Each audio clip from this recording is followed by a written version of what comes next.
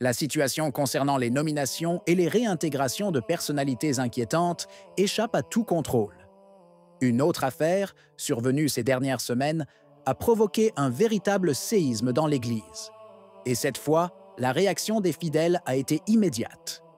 Alors que les pasteurs fidèles à la doctrine sont de plus en plus expulsés ou mis à l'écart, ceux qui ont des convictions formelles derrière eux semblent bénéficier d'une double chance.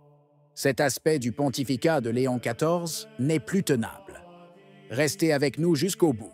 Ce qui se passe doit être raconté, sans crainte. Ces dernières années, nous avons assisté à une prolifération du terme « miséricorde » dans les documents officiels, les interventions épiscopales et les décisions de la curie, comme s'il était devenu le nouveau dogme opérationnel de l'Église. Mais la miséricorde, séparée de la justice, devient complice du mal, et c'est exactement ce que nous constatons aujourd'hui à Rome. Le cas le plus récent est emblématique. Un prêtre condamné pour des crimes extrêmement graves est réintégré, promu et renvoyé à la curie comme si de rien n'était. La raison? La miséricorde. Mais n'est-ce pas la même grâce qui est refusée, avec une décision rapide comme l'éclair, à des évêques comme l'archevêque Strickland, coupable seulement d'avoir défendu la doctrine catholique et dénoncé publiquement les tendances modernistes? Destitué sans procès, sans appel, sans aucune pitié. Ce double standard, désormais flagrant, risque de créer une fracture dévastatrice au sein du corps ecclésial. La miséricorde ne peut être une médaille à deux faces, généreusement accordée à ceux qui adhèrent à certaines logiques et refusée à ceux qui osent s'y opposer. L'Église ne peut pas traiter avec clémence ceux qui ont déshonoré l'habit et en même temps exiler ceux qui ont gardé la vérité. C'est là le véritable scandale, l'utilisation déformée d'un attribut de Dieu pour justifier le mal et faire taire les justes. Dans le silence pesant du début de l'été, une nouvelle apparemment locale a franchi les frontières de la France et ébranlé les fondations du Vatican.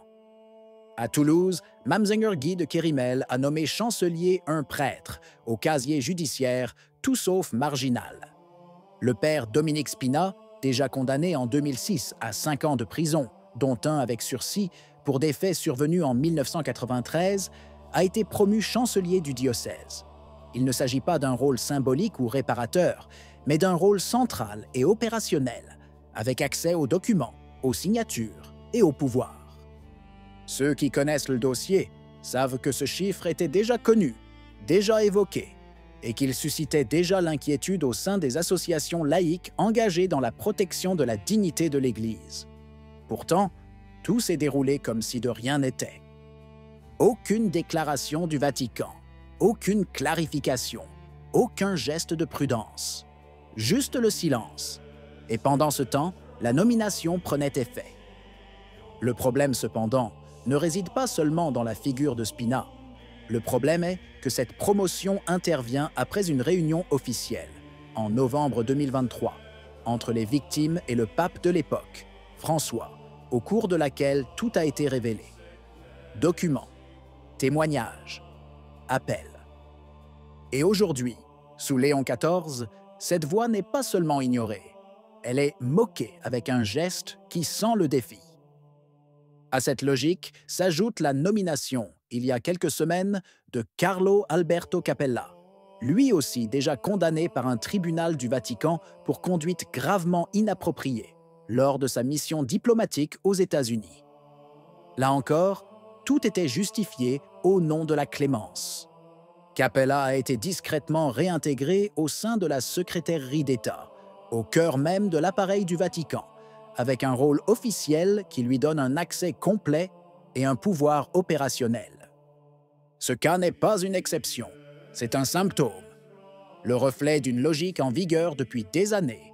Ceux qui se plient au droit chemin sont sauvés. Ceux qui ne le sont pas sont renvoyés. Les incidents graves? On les oublie. Les responsabilités? Elles s'estompent. Et les fidèles, une fois de plus, se retrouvent sans réponse. Mais pas sans mémoire. Les réactions populaires furent immédiates.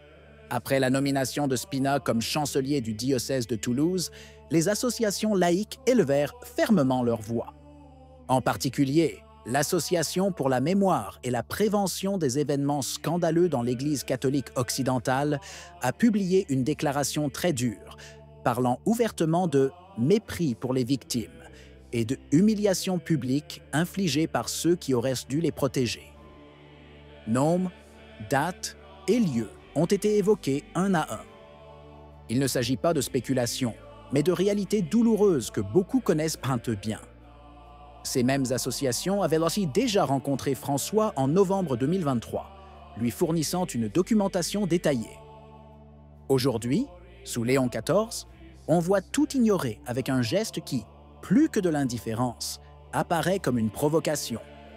Pourtant, ceux qui protestent le font avec dignité. Pas d'assaut de bâtiments gouvernementaux, pas de discours politisés. Juste la vérité dite en face, avec calme, mais aussi avec fermeté. Nous avons enduré, nous sommes restés silencieux, ça suffit. Tel était en substance le sens des déclarations. Un peuple n'a plus peur de dire que le roi est nu. Et que dans cette Église à sens unique et miséricordieuse, ceux qui ont vraiment souffert ne trouvent ni écoute ni justice. Et c'est précisément en comparant les noms que le tableau devient intenable. D'un côté, Mazinger Joseph Strickland, destitué sans procès, sans accusation claire, sans même une tentative de confrontation canonique. Un évêque fidèle au magistère, critique des excès doctrinaux de l'époque, attentif à la liturgie, aimé de son peuple. De l'autre, Dominique Spina, au passé marqué par une condamnation formelle, est désormais récompensé par un poste prestigieux. L'un a été licencié pour excès de zèle, l'autre a été réintégré, malgré la disgrâce. Deux poids, deux mesures. Justice pour ceux qui parlent trop. Miséricorde pour ceux qui ont tout faux, mais restent fidèles à leur ligne. Est-ce là le nouvel équilibre ecclésial? Il semble bien que oui. Et ce n'est plus caché non plus. Tout est visible, tout est documenté, tout est approuvé d'en haut. Ce n'est autre que Robert Francis Prevost, désormais Léon XIV, qui a destitué Monseigneur Strickland en novembre 2023. À l'époque, il était préfet du dicaster pour les évêques, et c'est lui qui a dirigé ce qui, de tous les points de vue, apparaît de plus en plus comme une éviction politique. Aucune doctrine erronée, aucun acte de désobéissance, aucun scandale. Juste un évêque gênant, trop clair, trop direct, trop catholique. La mémoire des fidèles n'est pas si courte, et l'affaire Strickland n'est pas un détail. C'est l'origine visible d'un pontificat qui, jusqu'à présent, a envoyé des signaux inquiétants et inexplicables. Et personne, jusqu'à présent, n'a fourni d'explication acceptable. Et les fidèles, tout simplement, n'en peuvent plus. Qu'en pensez-vous? Si vous avez aimé la vidéo, laissez un commentaire. Amen. Que Dieu vous bénisse.